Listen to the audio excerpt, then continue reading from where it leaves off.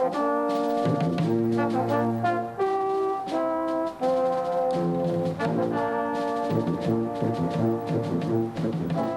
was my privilege 26 years ago to award you your bachelor's degree and 25 years ago your master's degree.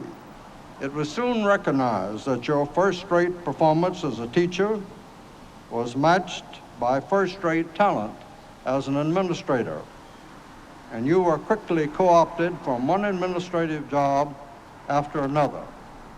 In fact, you hardly had the opportunity to warm the chair in one post before you were drafted for another.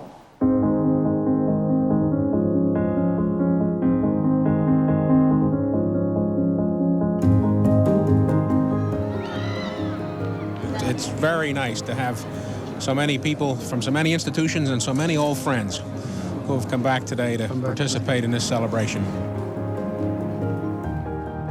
I got to know Paul Gray when I was beginning graduate school. But we really became close when I became his provost. I first met him through his deep involvement in undergraduate education at MIT. He was a great friend, a great colleague, but also a very great teacher for me. I got involved as an athlete, as a swimmer, as a rower, as a sailor, and I would often see him and I would invite him to our competitions. And he would come. And I remember he and Priscilla coming into a swimming meet and just sitting down and staying for the whole time. He was a quietly very brave, tenacious man, loving and kind and gentle and very focused and always very engaged.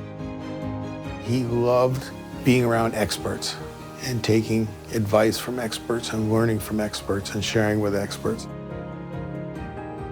He was the father who took us hiking, biking, swimming, sailing, skating. He's the one who ran behind us when we were learning to ride our bikes until we could do it on our own. And there were no training wheels. You just figured it out. Paul began his MIT life as a freshman. Paul came to MIT in 1950, so that's almost 70 years. That's just simply remarkable. I cannot think of anybody else who gave so much of his life, who shared so much of his life with this institute. He's a very down-to-earth individual, very straightforward man, but very caring. He did so much for MIT, and he did it loyally. He did it morning, noon, and night. He was so devoted to this place and to the students in such a genuine way. He was never in it for himself. He was always in it for MIT. Some years ago, in a commencement in the rain, a father was heard to say, "After the soaking I've taken for the last 4 years, who minds a little rain?"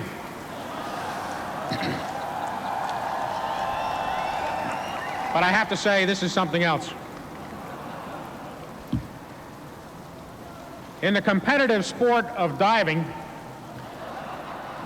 the various dives are ranked according to the degree of difficulty. When the performances of different divers are equal, the diver who chooses the dive with the highest degree of difficulty wins. Now, by that measure alone, you here today are winners.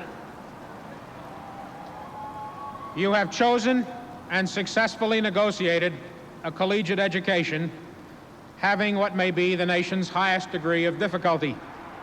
You know, we always called it this special place. And I think for him, it really was a special place and a kind of home unlike he'd ever had before, because it satisfied him intellectually and it satisfied him, I think, emotionally. And when he was able to connect his own family to it, then I think that was sort of a full circle. MIT is best known for the scientists and engineers who have studied there. He was at MIT at a time when engineering changed completely from a largely empirical practice of making things and making them work to a situation where science and understanding fundamentals affected the design and the implementation of so many systems. This very gentle, quiet, fierce man, I know had to do battle to get Whitehead Institute established. People were terribly suspicious. And, frankly, he wasn't sure what it would be. Nobody was. It was an experiment, and he took the risk. MIT and the biomedical enterprise in Kendall Square is unrivaled anywhere in the world.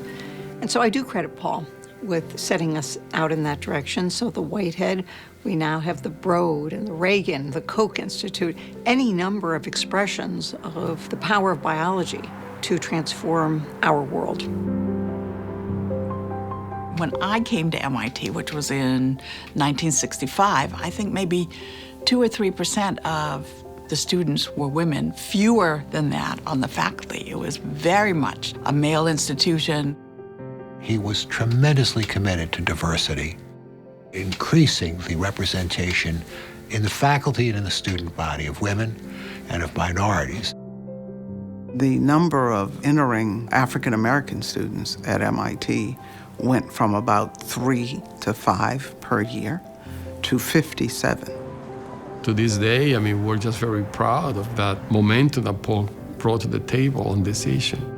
MIT has a responsibility to itself and to the nation to be open and indeed to reach out to the most talented and promising people, regardless of race or sex.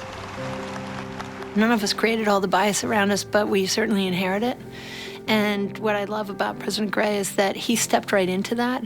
And as soon as he saw it and understood it, he decided to actually do something about it.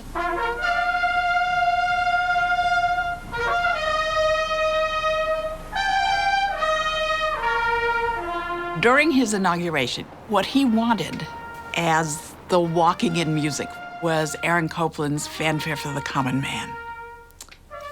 And that was him, He always was in touch with his very modest beginnings in a blue-collar family where, the economy was a challenge.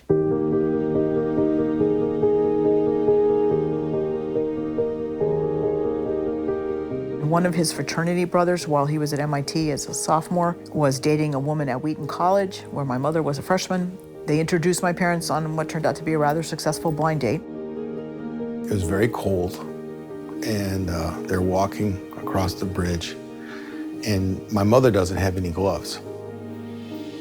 And my father said, I've got a pair of gloves. Why don't we do this? I'll wear the left one, you wear the right one, and we'll hold hands to keep the middle ones warm. And they walked across the bridge, and they walked off into the future. That was the first day of their relationship. I thought, well, that's pretty good for a nerd from New Jersey. A very clever use of a pair of gloves to win the girl's heart.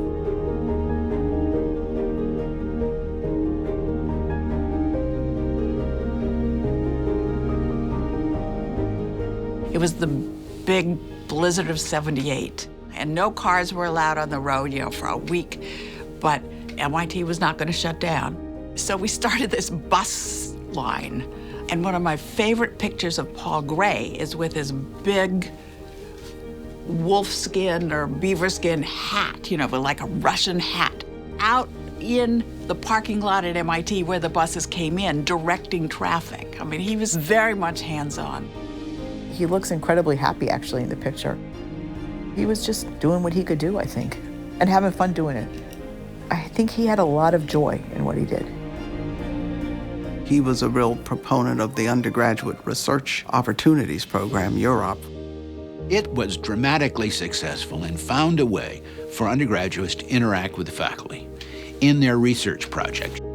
This would be a way in which students could, for the first time perhaps in their years at MIT, come to terms with an unsolved real problem, something where they could make a genuine contribution. That became an integral part of how MIT educates students, so it was a huge thing for us. When he finished up all the administrative and leadership roles that he had at MIT, he went back to the classroom. He loved being in the classroom. You turn the crank on a 3x3 matrix and solve for the node voltages E sub B, E sub C, and E sub D. He was an absolutely excellent teacher. Clarity, complete concern with the students' understanding, very much enjoyed being in their company. Professor Gray was my academic advisor when I was an undergrad here at MIT, and I remember he was a really warm, very friendly, giving advisor. At first, maybe you would think it might be a little intimidating having your advisor be the ex-president of MIT, but that turned out not to be the case at all. Professor Gray was extremely down-to-earth. He really understood technological education and what a technological research university is really about and how precious it is. One of the many involvements that the Grays had with students were the senior dinners. We invited the whole class to dinner, 60 or 70 at a time.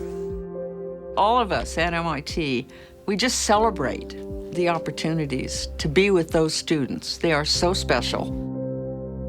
Every semester on registration day, we would meet with him, and then that evening, all of his advisees would go out to dinner with him, always at the Royal East. If you can imagine, there was sort of a big table, usually in the back of the restaurant, all filled with, I'd say maybe about 10 or so advisees. Yours is the obligation to help heal this society where healing is required, to help strengthen the nations where strengthening is required,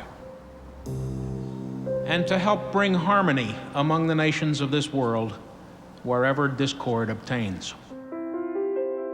If you have ever seen Paul's official presidential portrait, it is a portrait of Paul and Priscilla. He was the first person to have his spouse in the picture, right?